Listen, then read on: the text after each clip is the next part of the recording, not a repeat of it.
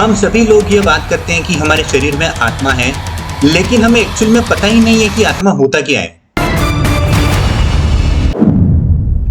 तो श्लोक में क्या कहा जा रहा है कि भगवान अर्जुन से कहते हैं कि जो तुम्हारे पूरे शरीर में व्याप्त है। लेकिन अब यहाँ पे एक और प्रॉब्लम हो जाती है कि हम जो ये आत्मा है उसको हम सिर्फ हमारे शरीर तक ही सीमित रखते हैं, जो कि एक्चुअल में ऐसा नहीं है।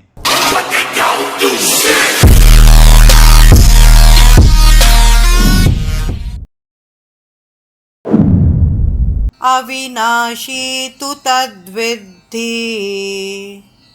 येन सर्वमिदं ततं विनाशमव्ययस्यास्य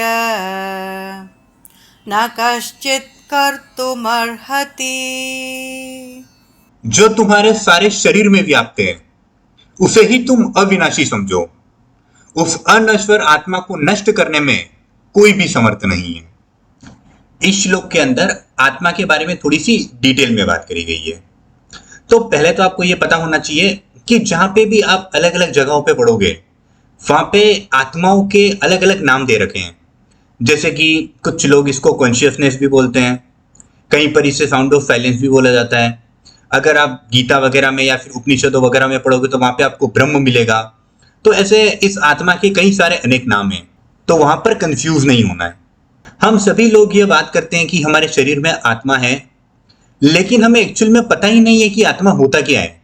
क्योंकि हमने जहां कहीं से भी ये चीजें पढ़ी हैं या कहीं से सुना है, या जैसा कि हमारी फिल्मों में दिखाया जाता है कि कोई डेथ बॉडी है, उसके अंदर से है जो आत्मा निकल के कहीं बाहर जा रही है, या फिर हमारे माइंड में एक ऐसी इमेज होती है कि जो आत्मा की इमेज है वो हमारे जो शरीर है उससे मैच करती है। जैसा हमारा शरीर है वैसी ही आत्मा होती है। तो पहले तो इन सारे बिलीफ से बाहर आ जाओ, ऐसा कुछ नहीं होता है।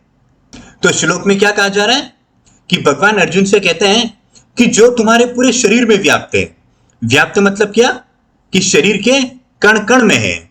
लेकिन अब यहाँ पे एक और प्रॉब्लम हो जाती है कि हम जो ये आत्मा है, जो कॉन्शियसनेस है, या जो भी एक वो शक्ति है जो कि हमारे शरीर को ऊर्जा देती है, उसको हम सिर्फ हमारे शरीर तक ही सीमित रखते हैं, जो कि एक्चुअल में ऐसा नहीं है। आत्मा, जिसे हम कॉन्शियसनेस भी कहते हैं, इट इज एवरीवेयर, वो हर जगह है।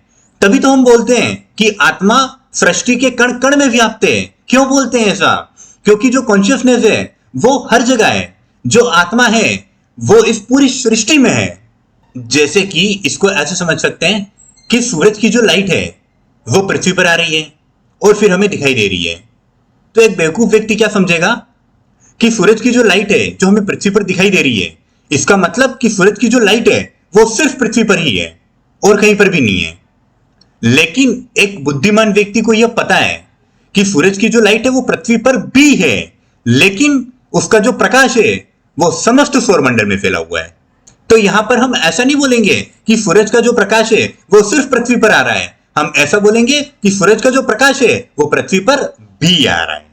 तो भगवान अर्जुन से क्या कह रहे हैं कि ये जो आत्मा है, जो ये कॉन्शियसनेस है, वो तुम्हारे सारे शरीर में है। इसका मतलब ये नहीं समझना है कि ये जो कॉन्शियसनेस है वो सिर्फ बॉडी में है। कॉन्शियसनेस बॉडी में भी है। तो आगे क्या कहा जा रहा है कि तुम इसे अविनाशी समझो। अविनाशी मतलब जिसका नाश नहीं किया जा सके, जिसको नष्ट नहीं किया जा सके। तो अब इसको आगे समझते हैं कि आत्मा कैसे अविनाशी है। अब जैसे कि आपके कमरे में कोई लाइट लग रही है, वो लाइट कैसे लग रही है?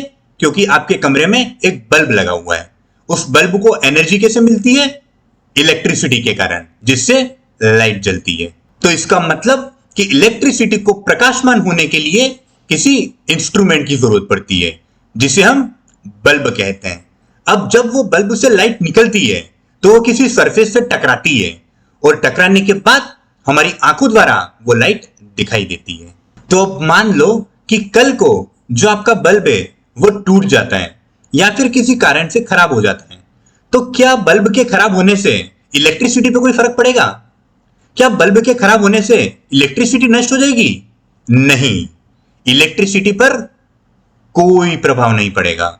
इलेक्ट्रिसिटी को नष्ट करने का कोई उपाय नहीं है, क्योंकि इलेक्ट्रिसिटी पहले भी थी। इलेक्ट्रिसिटी जब बल्ब जल रहा था तब भी थी और इलेक्ट्रिसिटी उस बल्ब के टूटने के बाद भी रहेगी। ठीक उसी प्रकार हमारे शरीर में जो कॉन्शियसनेस है, जिसे हम आत्मा कहते हैं, जो कि हमारे शरीर को जागृत अवस्था में रखता है, जो कि हमारे शरीर को प्रकाशमान रखता है, उसे नष्ट नहीं किया जा सकता है, उसका नाश नहीं हो सकता है, फिर चाहे हमारा शरीर जीवित हो या फिर हमारा शरीर मर चुका हो, क्योंकि आत्मा हमारे शरीर के पहले भी थी, हमारे शरीर के समय भी है और हमारे शरीर के मरने के बाद भी रहेगा। आत्मा को ना तो किसी वस्तु के द्वारा और ना ही किसी व्यक्ति के द्वारा नष्ट नहीं किया जा सकता है।